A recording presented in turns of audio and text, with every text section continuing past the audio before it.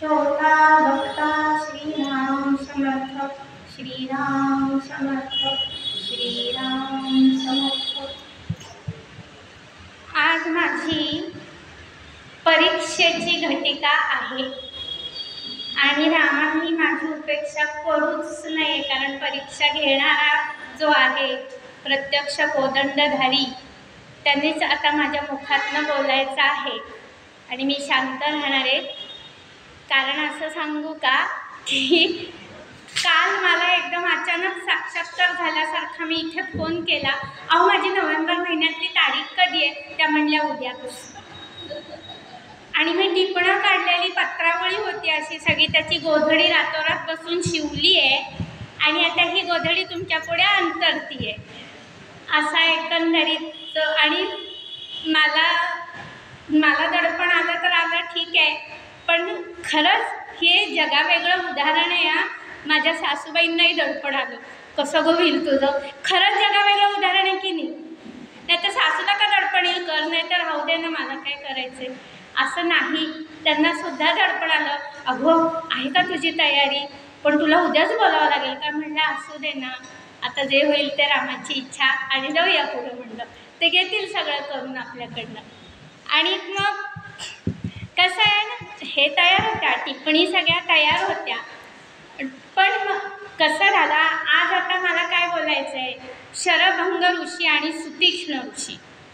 आणि थोडी माझी मजा अशी झाली, हे काय हे दोघं जण मला सहज सहज बोलता येतील, ओव्हर कॉन्फिडन्स असा असतो ना कधी कधी, तो थोडा घातक पण असतो। आणि मी अगस्तींवर सगळं लक्ष केंद्रित केलं, कारण अगस्ती हा विषय खरंच तेवढा मोठा आहे म्हणजे, त्यामुळे मी अगस्तींवर लक्ष केंद्रित केलं।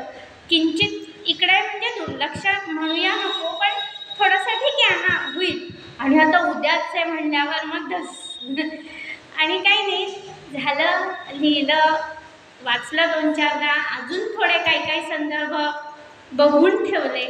म्हणजे अगदी मला आठवतं आहे की परीक्षेला जातानाचे जे काही एक वातावरण असतं ना, निघेपर्यंत गाईड बघणारी मुलं वगैरे, तो सगळा मला एक क्षणभर प्रसंग डोळ्यासमोरून गेला की कसे आपण अगदी रिक्षात बसून पण गाईड बघायचो आणि शेवट व्हायचं तेच व्हायचं म्हणा। असो, तर सांगायचा मुद्दा की आज आपलं शरभंग ऋषींवर आणि सुतीक्ष्ण ऋषींवर आहे। पुढच्या महिन्याच्या 12 डिसेंबरला अगस्तींवर संपूर्णपणे बोलणार आहोत। आता अगस्तींची सुरुवात करून थांबणार आणि मग पूर्णपणे संपूर्ण जेवढ्या म्हणून ऋषींवर आत्तापर्यंत आपलं झालं, रामायणामधले सगळे ऋषी महर्षी, त्यांचा एक गोषवारा आपण डिसेंबरमध्ये, म्हणजे हा विषय आपल्यासाठी त्यावेळेला त्याची समाप्ती होईल आणि मग पुढचा विषय पुढे होईल। असो, तर आता असं झालं बघा, अत्री आणि अनुसूया यांची भेट झाल्यानंतर आता रामचंद्र, सीतामाई आणि लक्ष्मण हे तिघंजण दंडकारण्याकडे निघाले। दंडकारण्यामध्ये त्यांनी प्रवेश केलेला आहे।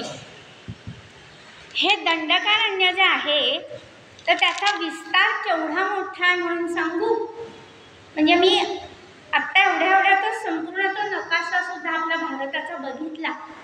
दंडकारण्याचा प्रचंड मोठा विस्तार आहे। मध्य प्रदेश, छत्तीसगड, तिथपासून पन्ना, बस्तर, पन्ना म्हणजे हिऱ्याच्या खाणी नाही का, पन्ना, बस्तर आणि पूर्ण गोदावरीचा उत्तर किनारा, आंध्र प्रदेशचा आणि तेलंगणाचा काही भाग, एवढं संपूर्ण मिळून हे दंडकारण्य होतं। एवढा विस्तार। आणि मी मागच्या वेळी म्हणलेलं कदाचित जर आठवत असेल तर गोनी दांडेकरांनी जे वर्णन केलं त्या दंडकारण्याचं, की अस्वलाच्या अंगावरती जसे घनदाट केस असतील तसा वृक्षसंभार तिथं होता। म्हणजे शब्द खरोखर त्यांनी तो वापरला आहे, वृक्षसंभार, असं घनदाट झाडी, ती सूर्याची किरणं पूर्ण जमिनीपर्यंत पोचू देच नको एवढी झाडी। आणि आज योगायोग असा की मी बाबासाहेब पुरंदरेंचं सुद्धा शिवचरित्र मला आत कुठेतरी घोळत होतं की शिवचरित्रात सुद्धा दंडकारण्याचं विस्ताराने वर्णन आहे। शिवचरित्रातला जो पूर्वार्ध आहे बाबासाहेब पुरंदर यांचा, त्याचं पहिलंच प्रकरण दंडकारण्य आहे. त्यामुळे दंडकारण्याचं त्यांनी देखील वर्णन केलेलं आहे. असं ते दंडकारण्य. आता तिथे रामचंद्र प्रवेश करत आहेत आणि इथून अरण्यकांडाची सुरुवात आहे. आता हे आपण जे 2 ऋषींविषयी बोलणार आहोत, तर अरण्यकांडाचा सर्ग 1 ते सर्ग 11 एवढे संपूर्ण सर्ग सविस्तरपणे या 2 ऋषींविषयीचं विवेचन वाल्मिकींनी केलेलं आहे. आत्ता जो काही भाग आज बोलला जाईल तर तो संपूर्णपणे मी वाल्मिकी रामायणाचाच आधार घेऊन बोलत आहे. इतर अन्य रामायणांचा संदर्भ म्हणावे मी घेतलेला नाही. फक्त आणि फक्त वाल्मिकी रामायणावरच मी प्रकाश टाकलेला आहे.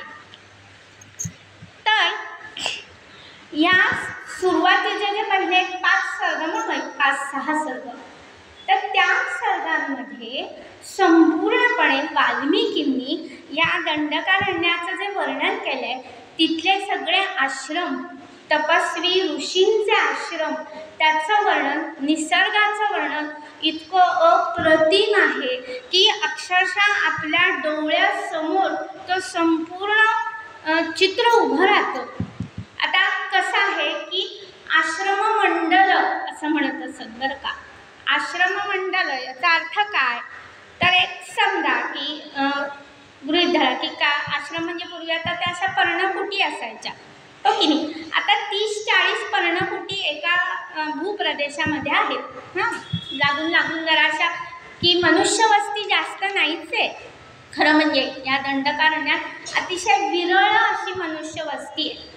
पण 30-40 समजा त्या पर्णकुटी एका भूप्रदेशात असतील तर त्या सगळ्याला मिळून एक आश्रममंडल म्हटलं जायचं. आत्ताच्या भाषेत आपण कॉलनी म्हणूया.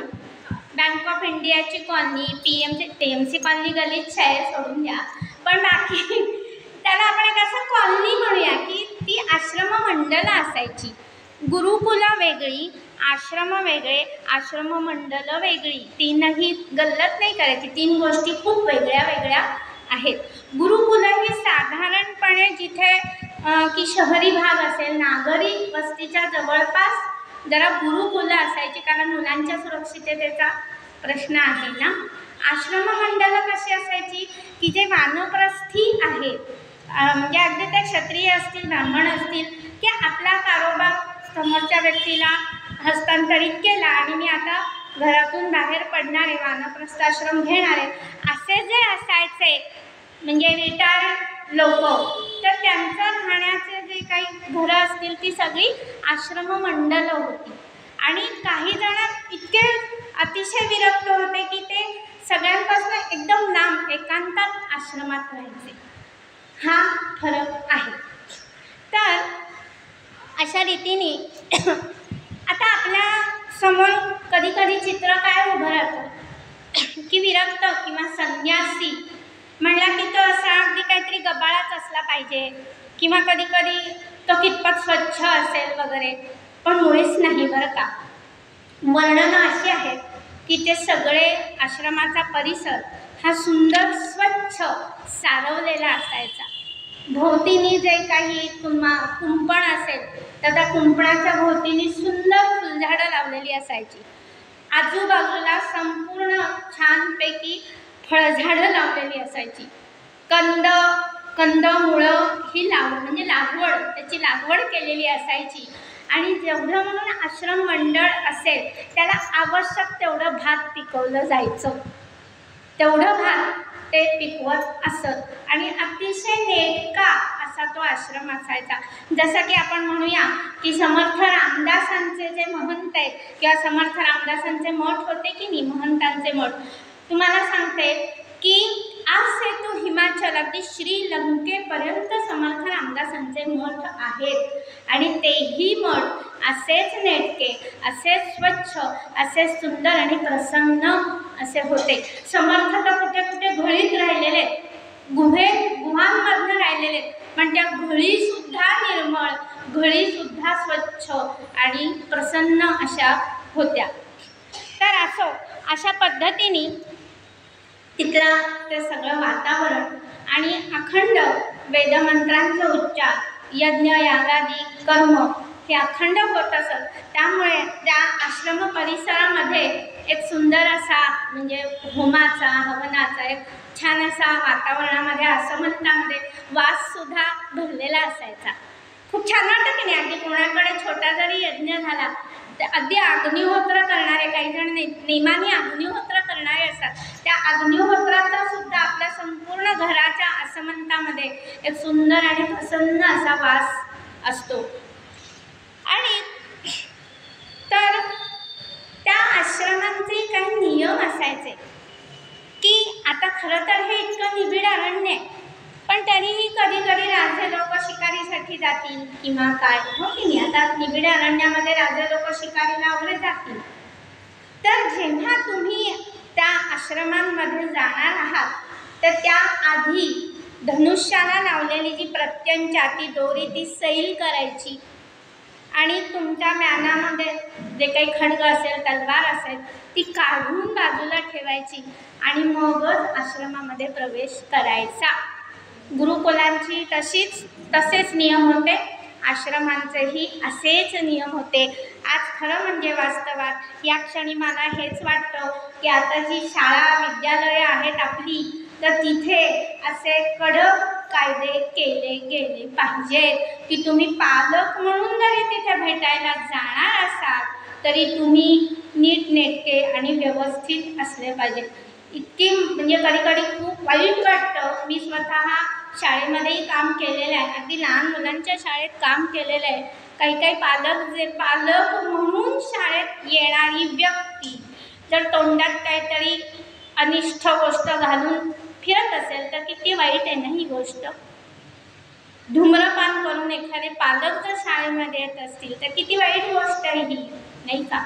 त्यामुळे शाळा आणि विद्यालयांमध्ये अशा पद्धतीचे काटेकोर नियम असणं अतिशय गरजेचं आहे.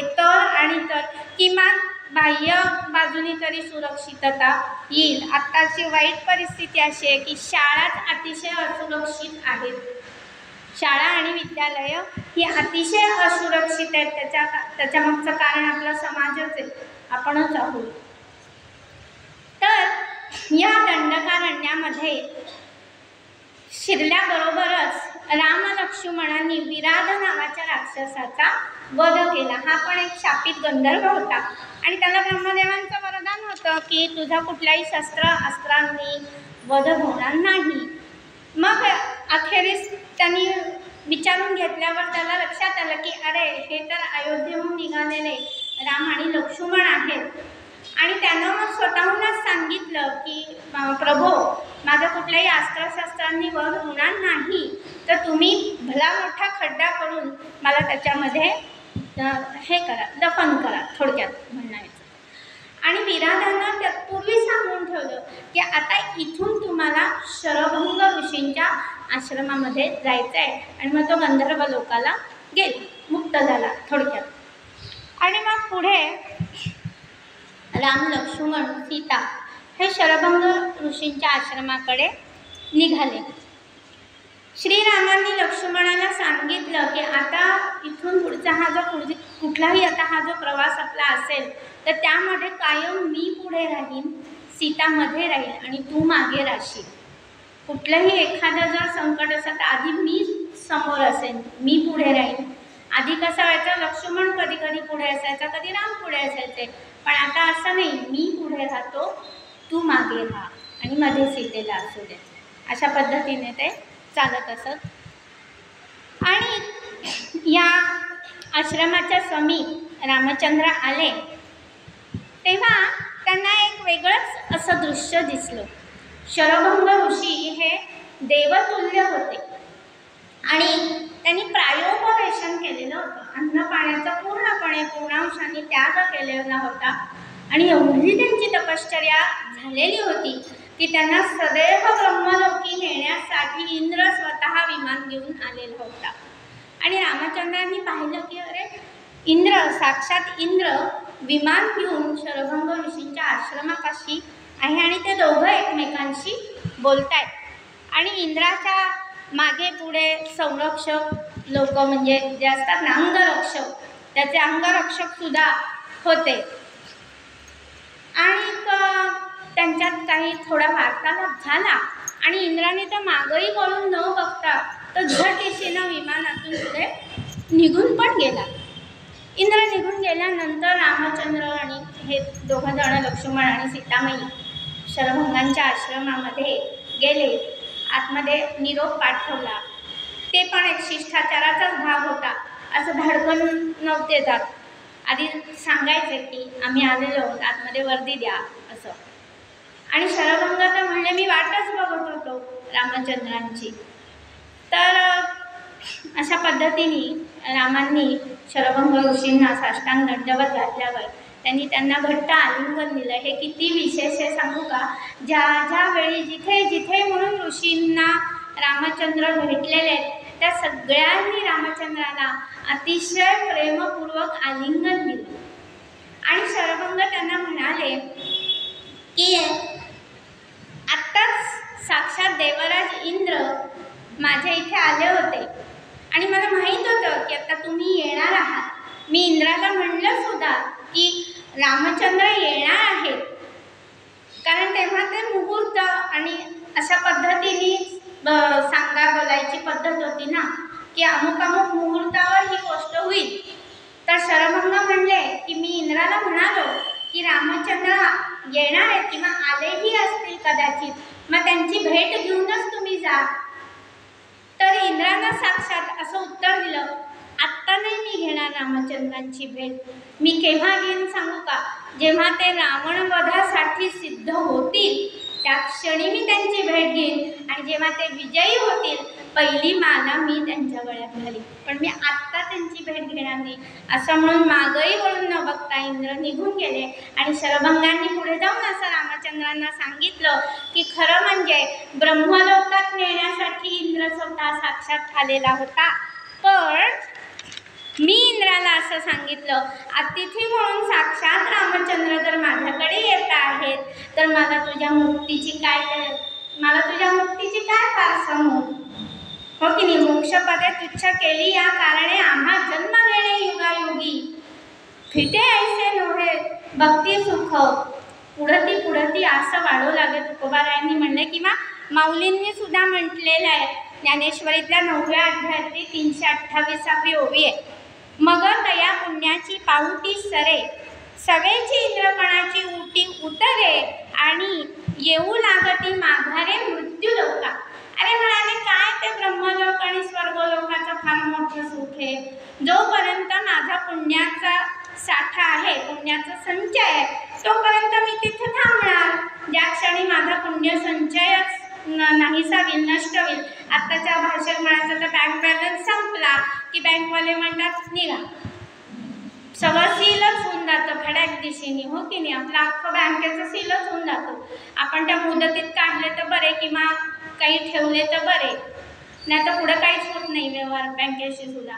तर असो, तर ज्याप्रमाणे पुण्याचा संचय सरला की तुम्हाला परत मृत्यू लोकातच यायचंय, मग कशाला हवी आहे ती उलाढाल.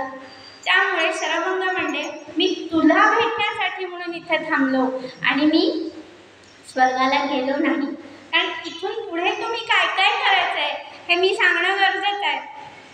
आणि आता इथून पुढे तुला सुतीक्षणांकडे जायचं आहे, सुतीक्षण ऋषींची तुला भेट घ्यायची आहे. आणि मग शरभंगांनी रामांना असं सांगितलं एक क्षणभर तू माझ्याकडे शांतपणे बघ, शांतपणे तू माझ्याकडे बघ. बघा ना किती सूक्ष्म भाव आहेत. म्हणजे जेव्हा आपण खरं सांगू का रामायणातले शब्द अक्षरन अक्षर प्रत्येक गोष्टीला भावनेचा स्पर्श आहे बरं का, अत्यंत भावनेचा स्पर्श आहे. तुम्ही जितके त्यात समरस व्हाल ना तितकी ती भावना आपल्या हृदयाला अंतःकरणाला स्पर्श करते. ती नुसती अक्षरं नाहीत, ते नुसते प्रसंग नाहीत, त्या नुसत्या कथा अजिबातच नाहीत. भावनेचा प्रत्येक अक्षराला स्पर्श आहे. ते म्हणले काही क्षण माझ्याकडे बघ. आणि मग शरभंग त्यांना म्हणाले हे पहा मी आता प्रायोपवेशन करत होतोच, मला ही देहाची खोळ टाकायचीच आहे आणि मी अग्निप्रवेश करणार आहे. मी प्रायोपवेशन घेतलेलं होतं आणि आता मी देह ठेवणार आहे ही गोष्ट अवतीभोवतीच्या परिसरामध्ये कळली, म्हणजे पसरली गेली. त्यामुळे अनेक ऋषी या माझ्या आश्रमामध्ये आलेले. 12 प्रकारच्या ऋषींचं वर्णन आहे.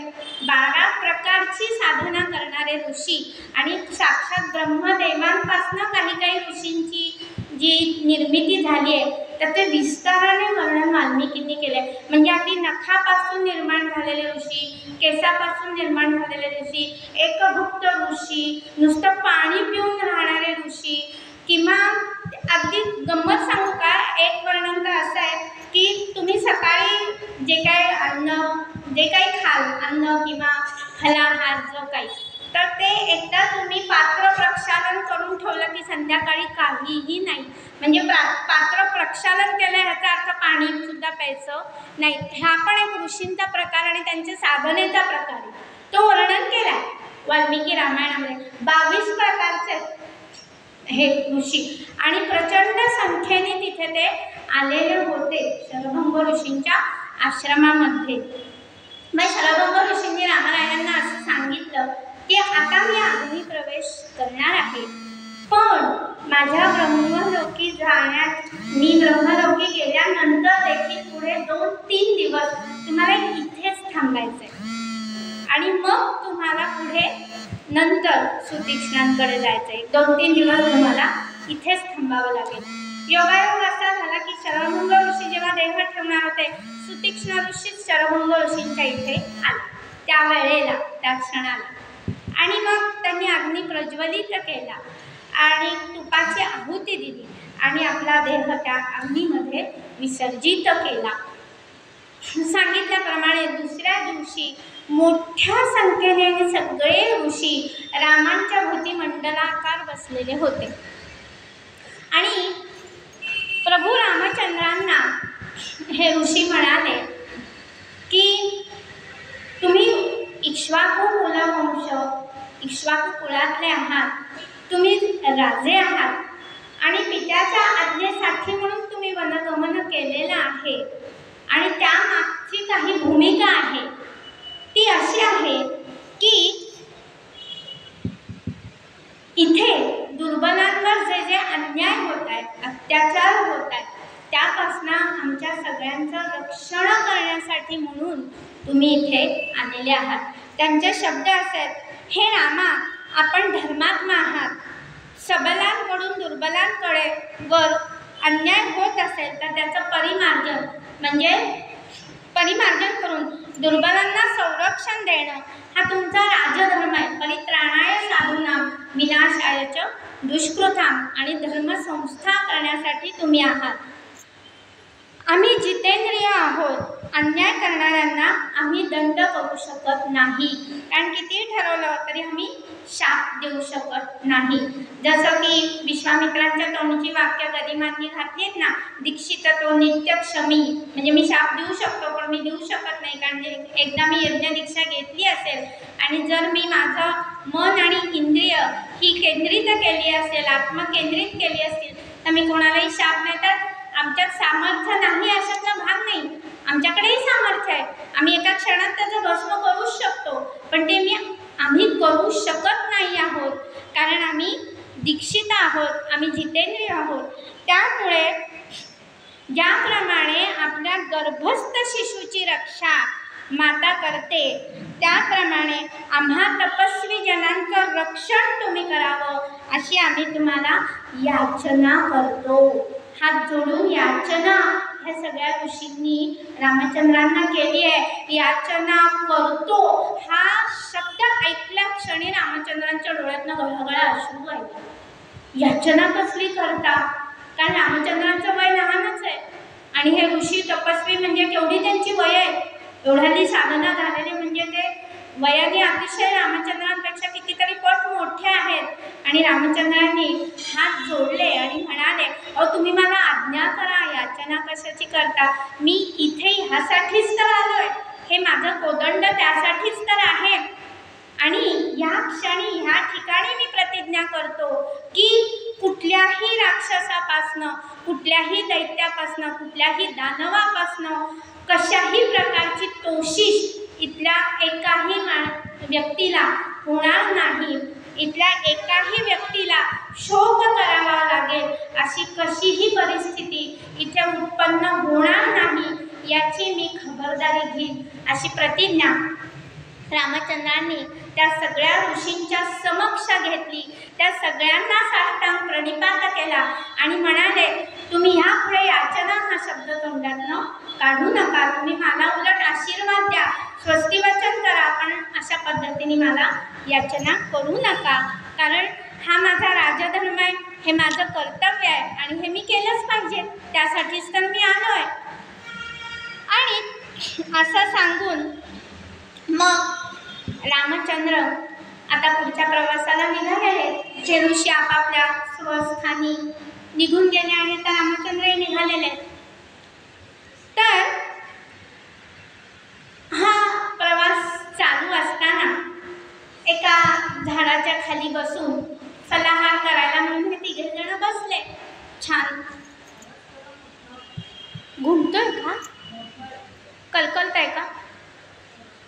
तर फलाहार करायला म्हणून हे तिघजण बसलेले असताना अतिशय विनयानं सीतामाई रामचंद्रांना म्हणाल्या की नाथ, खरं म्हणजे तुम्ही तर धर्मज्ञ आहात, धर्मवेत्ते आहात, मी तुम्हाला काय सांगावं, पण माझ्या मनामध्ये शंका आहे म्हणून मी तुमच्याशी बोलते, की माझं मन मला सारखा प्रश्न करतंय म्हणून मी किती सुंदर संवाद आहे बरं का या दोघांमधला.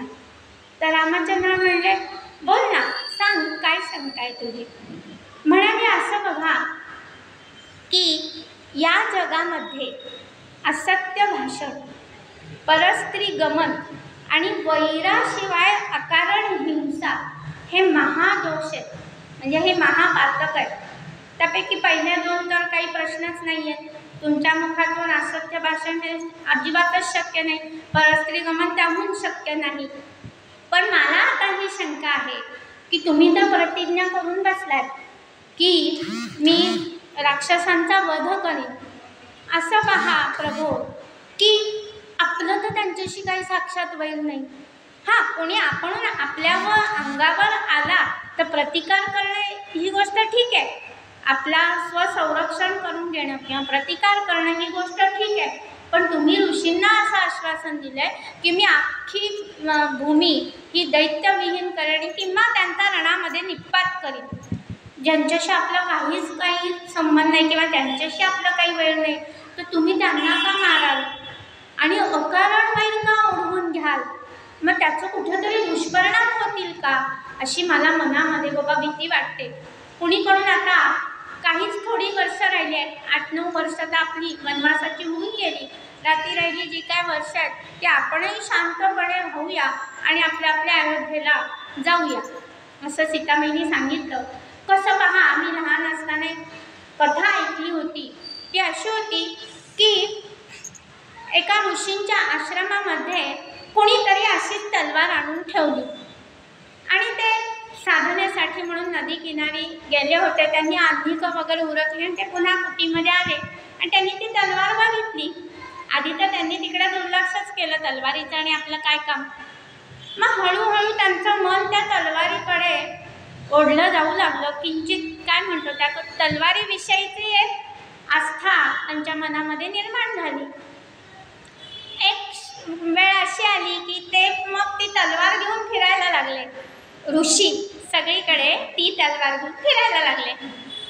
एक क्षण किंवा एक वेळ अशी आली की त्यांच्या अंतःकरणामध्ये हिंसेची किंवा हत्येची भावना उद्दीपित झाली आणि त्यांनी अकारणच हिंसा केली. असं सीतामाईंनी रामचंद्रांना ही कथा अगदी छान खुलवून सांगितली. रामचंद्रांनी ती खूप शांतपणे ऐकली. हां, म्हणजे पती पत्नींमधला संवाद हा खरं म्हणजे असाच असला पाहिजे, कारण पत्नीलाही बोलायचा अधिकार असतो, पण तो कसा वापरायचा त्याचं भानही तिने ठेवलं पाहिजे. हातपाय आपटत बोललं की झालं सगळा स्फोटच. त्यामुळे कसं बोललं पाहिजे ह्याचं भानसुद्धा सीतामाईला पूर्णपणे होतं. आणि मग रामचंद्रही गालातल्या गालात हसले आणि म्हणाले, हो कथानक खूप छान आहे, पण सीते तुला सांगू का, मी क्षत्रिय आहे. क्षत्रिय ह्याचा अर्थ काय बरं? क्षत्रात त्रायते इति क्षत्रिय. आता मी जन्मापासूनच जर धनुष्य बाणाच्याच वातावरणात वाढलेलो आहे, अवतीभोवती माझ्या शस्त्रास्त्रांचंच सगळं जर वातावरण आहे, विश्वामित्राने अत्यंत देवदुर्लभ अशी सगळी अस्त्र मला प्रदान केली आहेत. आणि त्याच्याही पुढची गंमत तुला सांगू का? तू माझ्याबरोबर कशा भावनेने आलीस की मी शिवधनुष्याचा भंग करू शकतो तर तुम्ही माझं रक्षण करूच शकता. म्हणजे या विश्वासानेच तू माझ्याबरोबर आलीस ना की माझंही रक्षण तुम्हीच करू शकता. आता असं बघ की ह्या सगळ्या ऋषींचं रक्षण करणं ही कोणाची जबाबदारी आहे बघ? आपलीच. हां, आपलीच जबाबदारी की नाही? म्हणजे माझी जबाबदारी आहे किंवा लक्ष्मणाची ही जबाबदारी आहे की आम्ही या ऋषींचं रक्षण केलं पाहिजे. बरं, हे सगळे राक्षस मायावी आहेत. कोण कसाही वेश घेऊन येतो आणि कोण कसाही पद्धतीने या ऋषींना त्रास देतोय. आणि त्यांनी हेही पुढे जाऊन सांगितलं की काही प्रदेश असेल तिथे तुम्हाला साक्षात दिसतील की अक्षरशः वाईट परिस्थिती की ऋषी मुनींची अशी प्रेताच्या प्रेत त्या राक्षसांनी रस्त्यावर फेकून दिलेली अशी आहेत. म्हणजे ते सगळं जेव्हा मी वाचलं त्या क्षणाला मला हे अक्षरशः जाणवलं की पुरंदरेंनी जो शिवचरित्राचा सुरुवातीचा भाग लिहिलेला आहे तर हे असेच सगळे प्रकार त्या काळात हे यवनसुद्धा करत होते.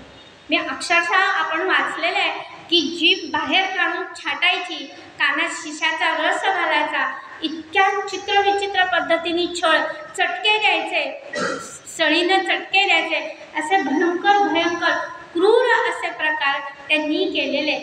आता जर शिवाजी महाराज चिपळ्या घेऊन बसले असते तर कोणी रक्षण केलं असतं? नाही ना.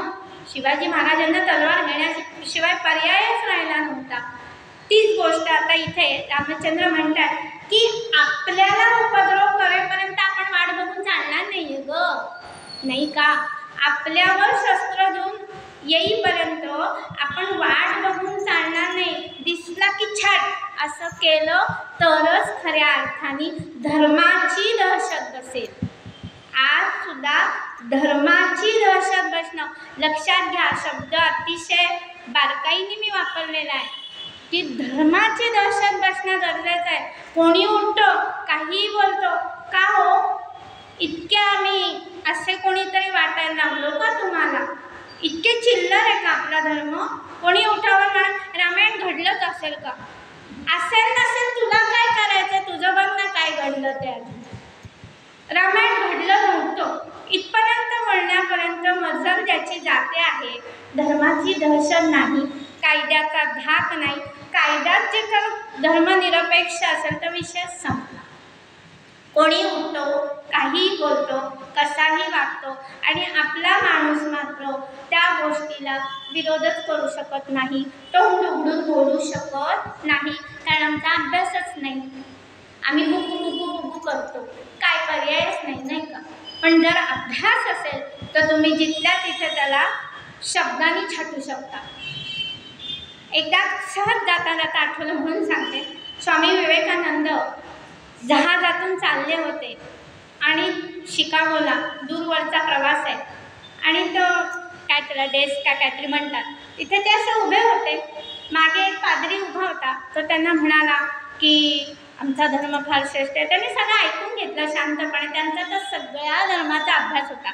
साक्षात कुराण त्यांनी संपूर्ण या अथपासून इथेपर्यंत वाचलेलं होतं. साक्षात बायबलचं ओल्ड टेस्टामेंट, न्यू टेस्टामेंट अथपासून इथेपर्यंत त्यांनी वाचलेलं होतं स्वतः स्वामी विवेकानंदांनी. त्यांनी त्या पादरीचं सगळं शांतपणे ऐकलं. तिथपर्यंत ते शांत होते. जेव्हा तो आपल्या धर्माबद्दल बोलायला लागला आणि वाव विचित्र बोलायला लागला त्या क्षणी त्यांनी शांतपणे मागे वळून त्याच्याकडे एक नेत्र कटाक्ष टाकला. त्याला वाटलं आपल्या डोळ्यांनी बघण्याने हा शांत बसेल. आणि मग दुसऱ्या क्षणाला ते म्हणाले, आता इतकं पण एक अक्षर जरी तोंडातनं निघालं ना, उचलून फेकून देईन तिकडं समुद्रात, परत तुझ्या हाडही सापडणार नाहीत अशी परिस्थिती करून. तर क्षणी पादरी गप्प बसला. ज्या गोष्टीबद्दल तुला माहिती नसेल तर ती माझ्याकडून जाणून घेण्याची कृपा कर, नाहीतर तुझी काही खैर नाही. अशी दहशत ही बसणं काळाची गरज आहे. आपण कोण आहोत याची जाणीव आपल्याला असणं ही काळाची गरज आहे असं मला वाटतं. आणि इथे प्रभू रामचंद्र आणि सीतामाईमधला हा जो संवाद आहे त्यात रामचंद्रांनी हेच सांगितलं की राक्षसाला ओळखत बसून मग त्याच्यापुढे मी त्याला मारीन असं करून चालणार नाहीये. जर अफजल खानाला शिवाजी महाराज म्हटले असते शिवा अफजल भाई भाई तर चाललं असतं का हो? त्याचा कोठाळाच काढणं भाग होतं ना. त्याला भाई भाई म्हणलं की संपलंच की शिवाजी महाराजही नाही स्वराज्य त्याच्या पुढचं नाही असं झालं असतं की नाही सांगा मला. तर पुढे हे सगळेजण मग तिघजण पुढच्या प्रवासाला निघाले आणि सुतीक्ष्ण ऋषींच्या आश्रमामध्ये येऊन पोहोचले. हे सुतीक्ष्ण ऋषी अगस्तींचे शिष्य आहेत. सुतीक्ष्ण ह्याचा अर्थ असा की ज्याची मेधा, ज्याची बुद्धी अतिशय धारदार आहे आणि ज्याची धारणा तीक्ष्ण आहे असे ते सुतीक्ष्ण. आणि साधना, उपासना आणि तपश्चर्येनं त्यांनी आपलं सगळं जीवनच साधकांसाठी म्हणून समर्पित केलेलं होतं. तर ह्या सुतीक्ष्णांच्या आश्रमामध्ये रामचंद्र आले. सुतीक्ष्णांनी त्यांना सांगितलं की तुम्ही अवतीभोवतीचाही परिसर, इतरही ऋषींच्या आश्रमांना भेटी द्या आणि पुन्हा माझ्याकडे या. हे सगळं बोलणं झालं पण मध्ये 10 वर्षाचा कालखंड लोटलाय. बरं, 10 वर्ष रामचंद्र वेगळ्या वेगळ्या ऋषींच्या आश्रमांना भेटी देत होते. कुठे 6 महिने, कुठे 1.5 वर्ष, कुठे 2 वर्ष, कुठे 1 वर्ष, हा सगळा 10 वर्ष जवळजवळ ही गोष्ट झाली. आणि ते पुनश्च सुतीक्ष्णांकडे, म्हणजे या आधी 10 वर्ष ते भेटले होते सुतीक्ष्णांना, आता आले ते फायनल. म्हणजे आधी 10 वर्षापूर्वी ते सगळ्या आश्रमांना भेटी देऊन, नाही तर तुम्ही मनातल्या मनात जर गणित केलं तर तुम्हाला 18-19 वर्ष वगैरे वाटायला लागतील, म्हणून मी हा खुलासा केला. तर आता सुतीक्ष्णांना रामचंद्रांनी सांगितलं की जेव्हा मी ह्या सगळ्या ऋषींच्या आश्रमांना भेटी दिल्या त्यावेळेला माझ्या कानावर गोष्टी आल्यात आणि अगस्तींबद्दल मी तर ऐकलंच होतं, पण मला आता अगस्तींना भेटण्याची अतिशय तीव्र अशी इच्छा झालेली आहे. कारण माझे गुरु विश्वामित्र हे सुद्धा मला म्हटले होते की जेव्हा कधी आता तू दक्षिणेमध्ये जाशील तर तू अगस्तींना अवश्य भेटलं पाहिजेस. आणि हे बघा की आपल्या भारतीय परंपरेचं हे केवढं मोठं वैशिष्ट्य आहे. कारण आपण अत्यंत उदार आहोत, कधी कधी म्हणजे अतिशयोक्ती नाही, नको तितके उदार आहोत. तर पण असं आहे की विश्वामित्र प्रभू रामचंद्रांना म्हणाले होते की माझ्याजवळचं जे जे होतं ते मी तुला दिलं. जी जी अस्त्रविद्या, शस्त्रविद्या किंवा जी जी दुर्मिळ अस्त्र होती त्याचे उपसंहारासकट मी तुला सगळं दिलं. आणि आता तर मी हिमालयात निघून चाललोय, पण हे बघ तू जेव्हा दक्षिणेत जाशील तेव्हा अगस्तींकडनंही तुला काही काही गोष्टी या प्राप्त होणार आहेत आणि त्याचा उपयोग तुला भविष्यामध्ये होणार आहे. हे सूचना विश्वामित्रांनी देऊन ठेवली होती. आणि त्या काळातले गुरुसुद्धा किती श्रेष्ठ होते. आता मी सांगितलंय ना एवढंच, कशाला ह्यांच्या त्यांच्याकडे जाऊन विचारायला पाहिजे, मी आहे ना इथं, मी सांगितलं दॅट इज फायनल, असं त्या काळात नव्हतं. तुला जे जे ज्याच्या ज्याच्याकडनं मिळेल त्याच्याकडनं तू घे, त्यांची विद्या तू प्राप्त कर, हे सांगणारे गुरु होते. उगाच का वशिष्ठांनी त्यांना विश्वामित्रांबरोबर पाठवलं आणि पुढे विश्वामित्र म्हणले तुला अगस्तींना भेटणं क्रमप्राप्तच आहे आणि त्यांच्याकडनं जी जी विद्या मिळेल ती तू प्राप्त कर. म्हणजे आता असं असतं की आपण शाळा महाविद्यालयांमधनं अगदी PhDचे थिसिस लिहिण्यासाठी म्हणून ज्याचे कोणाचं मार्गदर्शन घेतो, तर ते असंच असतं. फक्त ते जेवढ्याला तेवढे संदर्भ घ्यायचे, कारण तीच सवय लागलेली असते शाळेपासून, तीच सवय. काही वेगळे संदर्भ बघूया, काही वेगळं मिळतंय का बघूया, ही वृत्तीच राहिलेली नाही आहे. छापलेलं घ्या, लिहा, परत छापा, संपला, आमचं डोकं रिकामं. परीक्षा संपता क्षणी विद्यार्थ्यांना प्रश्न विचारा बरं, एकाही प्रश्नाचं उत्तर येत नाही आणि 98-99 मार्क कुठून मिळतात हो? खरंच मी खरंच सांगते की तुम्हाला गंमत म्हणून सांगते, 10वीची परीक्षा होऊ दे, परीक्षा संपली, कोणी 10वीचा तुमच्या जवळचा विद्यार्थी कोणीतरी असेल त्याला एखादा फक्त प्रश्न विचारा, झटकन विचारायचा, बेसावधपणे विचारायचा, उत्तर सांगता येणार नाही आणि तोच पेढे घेऊन येतो, काकू मला 98% मिळाले, कुठून दिले रे बाबा तुला? दुसऱ्या दिवशी विचारावं तर तुझी पाटी करून 98% घातले कुठून तुझ्या खिशात? ही परिस्थिती आहे, कारण विद्यार्जनाची आस संपलेली आहे समाजातली. हे फार गंभीर आहे. पालकांनाच येत नाही, मुलांना कुठून येणार? पालकांचीच गंभीर परिस्थिती आहे. तुला मी एवढ्याला पैसा घालून क्लासला, माझ्या डोळ्या देखत एका मुलाला फोडला वडिलांनी, एवढा मी तुला पैसा घालून क्लासला पाठवतो आणि मग तू काय करतोस? अरे बाबा तू काय करतोस? नुसतं पैसे देऊन क्लासला पाठवतोस? तू प्रेमाने त्याच्या जवळ बसतोस का? तू प्रेमाने त्याची विचारपूस करून बोलतोस का? तुझं डोकं मोबाईलमध्ये. सीतामाईने जे सांगितलं ना ती तलवारीची कथा, तशीच कथा आहे की आपण काय जवळ बाळगतोय त्यानुसार आपल्या वृत्ती घडत जातात. त्यात सुद्धा आपण काय बघतो त्यावर पण निर्भर आहे म्हणा. त्यामुळे तशा तुमच्या वृत्ती घडत जातात. पालक जर अखंड असे मोबाईलमध्ये असतील आणि जर अपेक्षा करतील की मी तुझ्यासाठी पैसा आवतोय म्हणून तू यश आण, कसे शक्य आहे सांगा बरं मला? कधीतरी जवळ बसावं, विचारावं तुझं काय चाललंय, तू नवीन काय वाचलंस, हे विचारणं हे पालकांचं कर्तव्य.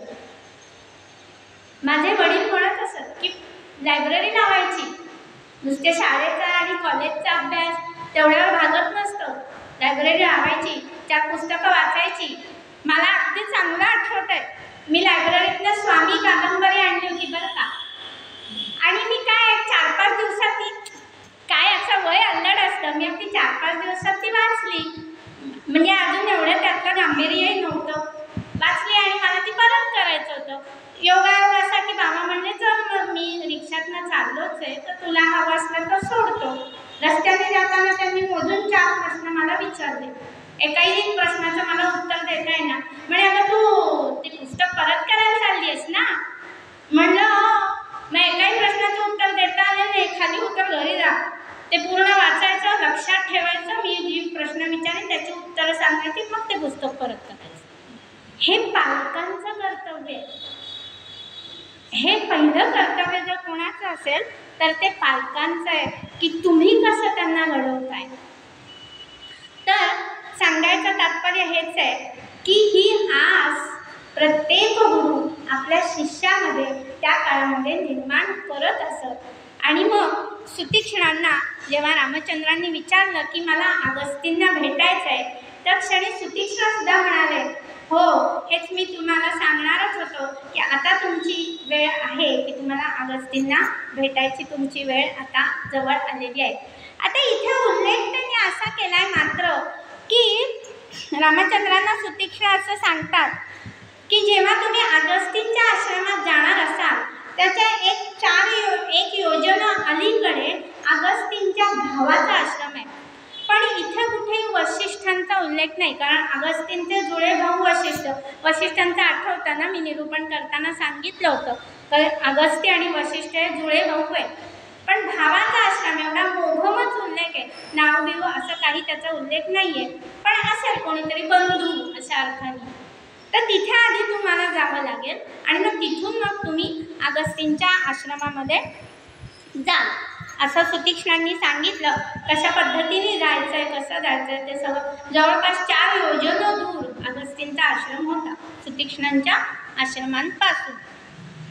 आणि त्यांनी हेही सहज जाता जाता म्हणलं की अगस्तींनी विंध्य ओलांडून उत्तरेकडे परत कधीही न जाण्याचा निश्चय केलेला असल्या कारणानं उत्तरेतले जे कोणी क्षत्रिय राजे आहेत याच्या पुढे त्यांना अगस्तींचं दर्शन होणं शक्य नाही.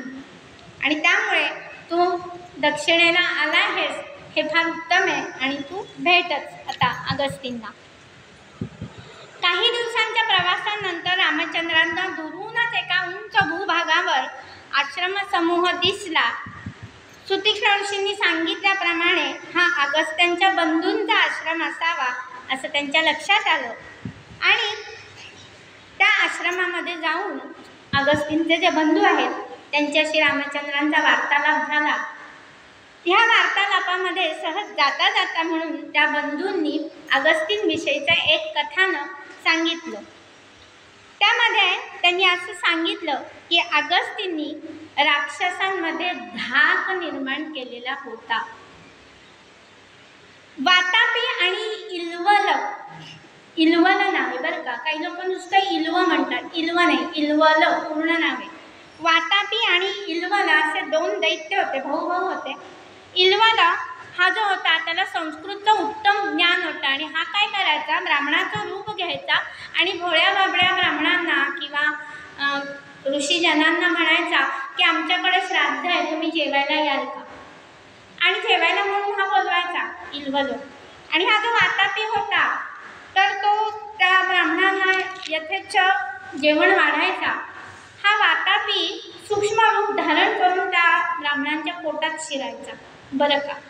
आणि मग जेवण वगैरे झालं की हा इल्वल बाहेर उभा राहून जोरात त्या वातापीला हाक मारायचा, वातापी वातापी ये बाहेर, आता ये बाहेर म्हणल्यामुळे तर वातापी जो होता तो ब्राह्मणांचं पोट फाडूनच बाहेर यायचा. आणि अशा रीतीनं अनेक ब्राह्मण, आता सहस्र असा उल्लेख आहे, सहस्र याचा अर्थ खूप, बहुसंख्य असं धरूया आपण, नाहीतरी संख्येचा म्हणजे अगदी जेवढीच तेवढं असं धरायचंच नसतं ना. तर असा अनेक ब्राह्मण, अनेक ऋषींचा वध अत्यंत निष्ठुरपणे या राक्षसांनी केलेला होता. मुळातच आतंक जो असतो ना तिथे शौर्य कमी असतं, धैर्य कमी असतं, क्रौर्य खूप असतं. आतंक हा जो असतो ना तो जेवढा भीती निर्माण करत असतो आतूनही तो भित्रा असतो. कुठलाही आतंकी जेवढं भय निर्माण करतो तेवढा आतूनही तो भित्रा असतो. तो नुसतं भय निर्माण करतो क्रौर्याचं सहाय्य घेऊन. तर आतंकामध्ये काय असतं, लबाडी असते, घातपात असतो, धोका असतो. आणि अशा पद्धतीने ह्या दहशतीचं उत्तर दहशतीनेच द्यायला हवं ना. अगस्तींना ही गोष्ट कळली होती की हा या पद्धतीनं यांचं काम चालतं. आणि योगायोग असा की हा इल्वलाचा आणि अगस्तींचाच एकदा गाठभेट झाली. इल्वलाला काय माहिती आपलं मरण जवळ आलंय, मग काय म्हणतो बुडत्याचा पाय खाल्ला. इल्वला म्हणाला अगस्तींना की आमच्याकडे श्राद्ध आहे, येता का. हो अवश्य, नक्कीच येणार, तुमच्याकडे तर पहिला येतो. आणि मग इल्वलाच्या आमंत्रणाप्रमाणे अगस्ती जेवायला म्हणून गेले. आणि वातापी सूक्ष्म रूप घेऊन अगस्तींच्या पोटात शिरला. इल्वलाने त्यांना यथेच्छ भोजन वगैरे दिलं. मस्त जोरात ढेकर दिली अगस्तींनी, पोटावरनं हात फिरवून ढेकर दिली. हा बाहेर न ओरडला, वातापी बाहेर आहे, वातापी बाहेर आहे. अगस्ती हसले आणि म्हणाले, आता तो कसा बाहेर येणार, तो यमसदनाला पोचला, तुलाही तिथेच पोचवतोय, थांब दोन क्षण थांब, तुलाही तिथेच जायचंय त्याच्याबरोबर तिकडे वर यमसदनात. आणि त्या इल्वलालाही त्यांनी मारलं. आणि अशा पद्धतीने अगस्तींची जी रामायणातली सुरुवातीची कथा ती इथे अगस्तींचे बंधू त्यांनी रामचंद्रांशी वार्तालाप करताना सांगितलेली आहे. जसं समर्थांनी म्हणलंय, उत्कट भव्यतेची घ्यावे, मळमळीता अवघ्याचे टाकावे, निस्पृहपणे विख्यात व्हावे भूमंडळी श्रीराम. म्हणजे ज्याप्रमाणे अगस्तींचं कार्य कसं आहे तर उत्कट भव्य असं त्यांचं कार्य आहे. असं किरकोळीत नाहीच आहे काही, काय असेल ते उत्कट भव्य, म्हणजे जगावेगळंच काम आहे सगळं अगस्तींचं. आणि अगस्तींचा आश्रमसुद्धा भारतभर विखुरलेले आहेत. हे सगळं मी आता डिसेंबरमधलं जेव्हा आपलं प्रवचन असेल तेव्हा मी विस्ताराने बोलीनच. माझा मोह कधी कधी आवडत नाही, कारण मला ते आता अगस्ती अनावर झाले असं म्हटलं तरी हरकत नाही. इतकं अफाट काम आहे ना, म्हणजे आपली मती गुंग होते, थक्क होतो आपण की एका आयुष्यामध्ये. आणि आपल्यासारखाच माणूस, आपल्यासारखीच ती व्यक्ती आहे खरं म्हणजे, पण एका आयुष्यामध्ये एक माणूस एवढं कसं काय करू शकतो. आणि कुठेतरी मला हाही मोह झाला. आता सहज जाता जाता म्हणून सांगते की ज्यावेळी मी अगस्तींचा अभ्यास करत आहे, अजूनही करतेच आहे, माझा अभ्यास अजून पूर्णत्वाला पोचला असं मी म्हणणारच नाही, तसलं धाडस करणार नाही. पण त्या क्षणाला माझ्या लक्षात येत आहे तो अभ्यास करताना की कुठेतरी समर्थ रामदासांचं कार्य, कर्तृत्व आणि अगस्तींचं कार्यकर्तृत्व यात कुठे बरीच साम्यस्थळं मला आढळत आहेत. म्हणजे समर्थांचं सुद्धा उगाच समर्थ हे नाव असंच नाही धारण केलेलं आहे. समर्थ म्हणजे ज्यांनी साक्षात आपलं सामर्थ्य प्रगट केलं समाजासाठी आणि आपलं संपूर्ण सामर्थ्य हे शिवरायांच्या पाठीशी उभं केलं आणि म्हणून ते समर्थ आहे. तसं अगस्तींनी आपलं संपूर्ण सामर्थ्य समाजासाठी प्रगट केलं आणि प्रभू रामचंद्रांसाठी साक्षात युद्धभूमीवर सुद्धा अगस्ती गेलेले. कोण करेल एवढं मला सांगा. साक्षात युद्धभूमीवर अगस्ती गेलेले आहेत. ज्या क्षणी प्रभू रामचंद्राला आज का निष्फळ होती बाण गदिमांचं गाणं आपण ऐकलं असेल, ज्या क्षणी हे लक्षात आलंय रामांना की अरे बापरे आता हा रावण आवरण्याच्या पलीकडचा होतोय की काय, त्या रात्री अगस्तींनी रामांची भेट घेतली आहे आणि सांगितलं पहाटे पहाटे आदित्य हृदय ह्या स्तोत्राचा पाठ कर. त्रयोदशाक्षरी रामचंद्रांचा नावाचा मंत्र आहे ना, श्रीराम जय राम जय जय राम. आणि ते कुठल्या कुळातले आहेत? आदित्याच्याच सूर्यकुळातले आहेत ते साक्षात. हा आदित्य हृदयाचा पाठ 13 वेळेला कर. आणि दुसऱ्या दिवशी रावणवध झाला नाही तर मला सांग. हे इतकं म्हणजे प्रचंड काम आहे आणि हे कुठेतरी मला साम्यस्थळ खरोखर म्हणजे ओढून ताणून नाही उगाच काहीतरी सांगायचं आहे म्हणून, खरोखर मी त्या ओव्या आणि अगस्तींविषयी असं सांगण्याचा निश्चित प्रयत्न करेन.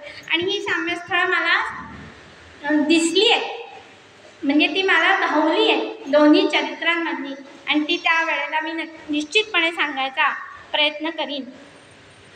तर अगस्तींनी आपल्या कार्याचा विस्तार भारतभर केला आणि त्यांच्या कार्याविषयी ते झालं. तर भारतीय संस्कृतीतील एकूणच सांगायचं झालं तर ऋषी महर्षींची ही परंपरा अतिशय समृद्ध अशी होती. एक गोष्ट अशी आहे की वनामध्ये किंवा अरण्यवासी असणारे हे ऋषी यांचं वैराग्य हे काही हेकाडपिसं नव्हतं. चेष्टा नसते वनामध्ये राहणं. आज तुम्हाला सांगते, हा जो मी दंडकारण्याचा भाग सांगितला कुठेतरी तो हेमलकसा वगैरे किंवा तिथे जे नक्षलवादी वगैरे अजूनही नक्षलवादी वगैरे आहेत तोही भाग या दंडकारण्याचाच भाग आहे. आणि अशा भागामध्ये सुद्धा आपण प्रकाशबाबा आमटेंचा कधी चित्रपट पाहिला असेल तर अशा भागात राहून सुद्धा या लोकांनी जे काही कार्य केलेलं आहे तर ती पण काही चेष्टेची गोष्ट नाही. तर अशा वनांमध्ये राहणं ही खरोखर चेष्टेची गोष्ट नाही. आणि विरक्त वृत्तीनं राहत असून देखील तेवढंच निसर्गाचं संगोपन, तेवढंच वृक्षराजीचं संगोपन, पर्यावरणाचं संगोपन हे सगळं ह्या ऋषींनी केलेलं आहे. आपला संपूर्ण निसर्ग अतिशय सुंदर असावा यासाठीचे प्रयत्न हे या ऋषींनी केलेले आहेत आणि पर्यावरणाचं संगोपनसुद्धा या ऋषींनी केलेलं आहे. त्यामुळे त्यांचे आश्रम हे अतिशय प्रसन्न, समृद्ध, धीर गंभीर, धीरोदात्त असे होते आणि त्याच पद्धतीने ते जगत होते आणि त्या पद्धतीने त्यांचा वानप्रस्थाश्रम हा होता. त्या अशा पद्धतीने आज आपण शरभंग ऋषी, सुतीक्ष्ण ऋषी आणि अगस्तींविषयीची सुरुवात आज केली.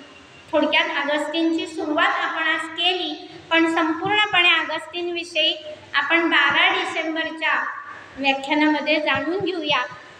आजची झालेली सेवा प्रभू रामचंद्रांच्या चरणी समर्पित सेवेला पूर्णविराम. जय जय रघुवीर समर्थ.